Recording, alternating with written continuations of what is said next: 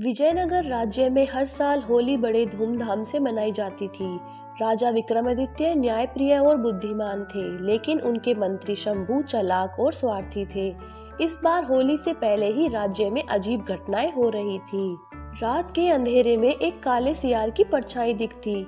लोग बिना वजह बीमार पड़ रहे थे और खेतों में फसलें सूखने लगी। राजा विक्रमादित्य इन घटनाओं से चिंतित थे, लेकिन मंत्री शंभू ने इसे सिर्फ संयोग बताकर टाल दिया।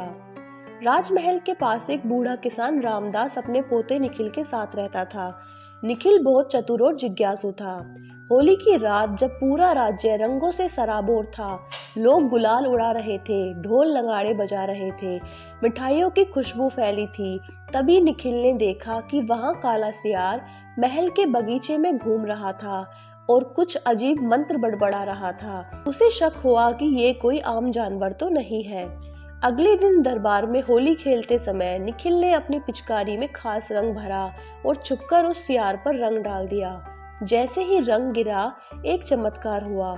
सियार जमीन पर तड़पने लगा और उसकी काली खाल उतरने लगी। लोग दंग रह गए जब उन्होंने देखा कि वो कोई और नहीं बल्कि मंत्री शंभू था। राजा विक्रमादित्य क्रोधित होकर बोले, शंभू, ये सब क्या है?